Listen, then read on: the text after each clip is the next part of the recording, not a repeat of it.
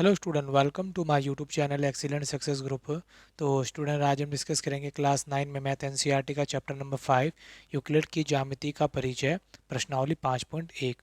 Question number 1 दे रखा है, निम्नलिखित कथनों में से कौन से कथन सत्य हैं, कौन से कथन असत्य हैं, अपने उत्तरों के लिए कारण भी दीजिए। पहला सवाल पूछा गया है, एक बिंदु से केवल एक ही रेखा खींची जा सकती है। ये बात बिल्कुल गलत है। एक बिंदु से होकर अनंत रेखाएं खींची जा सकती है।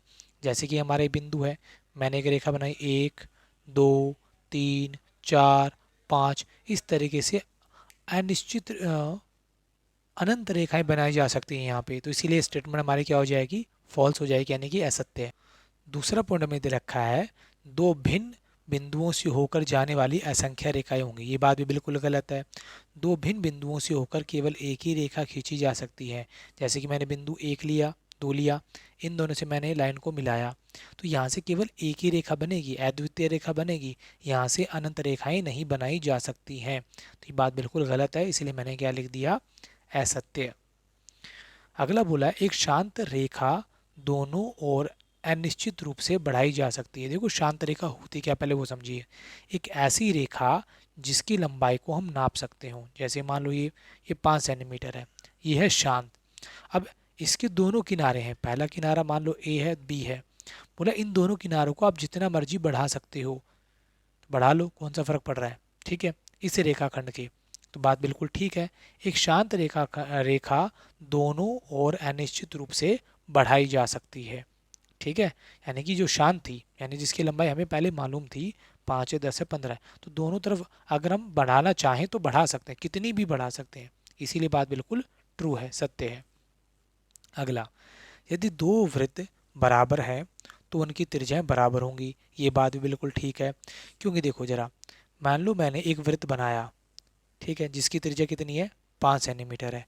दूसरा वृत्त बनाया, उसकी त्रिज्या भी कितनी है, 5 सेंटीमीटर है। तो अगर दोनों की त्रिज्याएं समान होंगी, अगर वृत्त बराबर है तो त्रिज्याएं समान होगी, त्रिज्याएं समान है तो वृत्त बराबर होंगे। क्योंकि वृत्त की डेफिनेशन क्या है, केंद्र से समान दूरी पर, ठीक है, खींची गई रेखा, बनाए गए जितने बिंदु हैं, इन सभी बिंदुओं को मिलाने वाली रेखा क्या कहलाती है, वृत्त कहलाती है। तो ये समान दूरी है, ये समान दूरी है, तो वृत्त बनाओगे तो वृत्त दोनों क्या होंगे, बराबर होंगे। अगर वृत्त बराबर है तो उनकी त्रिज्याएं भी क्या होंगी, बराबर ही होंगी। तो इसलिए मैंने क्या लिखा है यहाँ पे, सत्य है। बराबर त्रिज्याओं से बराबर वृत्त को खींचा जा सकता है। ठीक है, फिर इसका पांचवा पार्ट दे रखा हमें, आकृति 5.9 में यदि ए बी बराबर पी क्यू है, ये लाइन पी क्यू के बराबर है। मान लो ये 5 सेंटीमीटर, तो ये भी 5 सेंटीमीटर है। फिर आगे बोला पी क्यू बराबर एक्स वाई है। अगर ये 5 है और बराबर एक्स वाई के है, ये 5 है, तो ये भी कितनी होगी, 5 होगी। तो ए बी बराबर एक्स वाई होगा, ए बी बराबर एक्स वाई होगा। तो देखा जाए, ये 5 है तो ये 5 हुई, ये 5 हुई तो ये 5 हुई, तो दोनों आपस में क्या होंगी, 5-5 सेंटीमीटर की होंगी, यानी कि बराबर ही होंगी। तो मैंने लिखा ए बी बराबर पी क्यू है, पी क्यू बराबर एक्स वाई है। तो ए बी और एक्स वाई आपस में क्या होंगी, बराबर होंगी। और ऐसा हमें यूक्लिड की अभिगणित में भी बताया गया है। उसमें बताया गया है कि वे वस्तुएं जो दूसरे के बराबर हो तो एक दूसरे के बराबर होती है। मैंने आपको बताया भी था इंट्रोडक्शन वीडियो के अंदर, अगर एक चीज़ दूसरे के बराबर है और वही चीज़ दूसरे के बराबर है, तो दोनों आपस में क्या होंगी, बराबर ही होंगी। ये हमें अभिकृत में बताया गया है। तो ये हमारा क्वेश्चन नंबर 1 यहाँ पे पूरा होता है। अब डिस्कस करेंगे क्वेश्चन नंबर 2 को।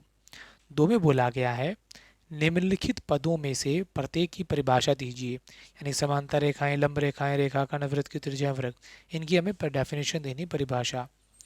क्या इनके लिए कुछ ऐसे पद हैं जिन्हें परिभाषित करने की आवश्यकता है। अगर इनकी डेफिनेशन देते समय कुछ ऐसी डेफिनेशन भी निकल के आती है जिनको हमें और डिफाइन करना पड़े तो बताना है, तो वे क्या है, आप इन्हें कैसे परिभाषित कर पाएंगे। तो पहला आता है समांतर रेखाएं। समांतर रेखाएं ऐसी होती हैं, दो या दो से अधिक रेखाओं का ऐसा पेयर, जोड़ा, जिनके बीच की लंबवत दूरी, ठीक है, समान रहे और जिनको कितना भी बढ़ा लें कभी एक दूसरे को प्रतिच्छेद ना करें, उन्हें कहते हैं समांतर रेखाएं। तो यहाँ मैंने डेफिनेशन दी है, समतल में बनी ऐसी रेखाएं समांतर कहलाती हैं जो एक दूसरे को कभी नहीं मिलती और संख्याओं के भी और रेखाओं के बीच लंबवत दूरी हमेशा समान रहे, उन्हें कहते हैं समांतर रेखाएं। अब क्वेश्चन में बोला था कि क्या इनके लिए कुछ ऐसे पद है जिन्हें परिभाषित करने की आवश्यकता है? तो ये मैंने डेफिनेशन तो दे दी। अब इसी डेफिनेशन के अंदर दो बातें और आती हैं, पहला समतल, दूसरा रेखाएं। क्योंकि समतल और रेखाएं की डेफिनेशन उसमें दे नहीं रखी, तो हमें पहले पता होना चाहिए कि एक्चुअल में समतल होता क्या है, रेखाएं क्या होती हैं। तो इनकी डेफिनेशन मैंने यहाँ दी है। रेखा, एक रेखा चौड़ाई रहित लंबाई होती है, ठीक है, यानी कि इनकी एक ऐसी रेखा जिसकी कोई चौड़ाई नहीं होती, सिर्फ लंबाई लंबाई होती है, उसे कहते हैं रेखा। दूसरा समतल, एक पृष्ठ जिसकी केवल लंबाई और चौड़ाई होती है, यानी कुछ इस तरीके से, इसे हम क्या कहेंगे, समतल कहेंगे। जिसकी क्या होगी, या तो लंबाई और चौड़ाई, सिर्फ दो चीजें होंगी, उसे कहेंगे हम समतल। क्लियर। अगला आता है हमारा लंब रेखाएं। लंब रेखाएं क्या होती हैं? दो रेखाएं जो एक दूसरे पर समकोण प्रतिच्छेद करें उसे लंब रेखाएं कहते हैं। जैसे मान लो पहली और दूसरी, दोनों ने एक दूसरे पे क्या बनाया, 90 डिग्री का कोण, ठीक है। तो एक दूसरे पे जो 90 डिग्री का कोण बनाती हो उन्हें कहेंगे लंब रेखाएं। तो अब यहाँ पे फिर आता है दो वर्ड, रेखाएं और समकोण। रेखाएं क्या है, जैसे कि मैंने आपको बताया, एक रेखा चौड़ाई रहित लंबाई होती है, ठीक है, यानी इसकी कोई चौड़ाई नहीं होगी।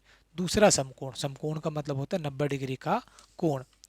जब दो किरणें सरल रेखाएं होती हैं, अच्छा समकोण तो मैंने आपको बता दिया।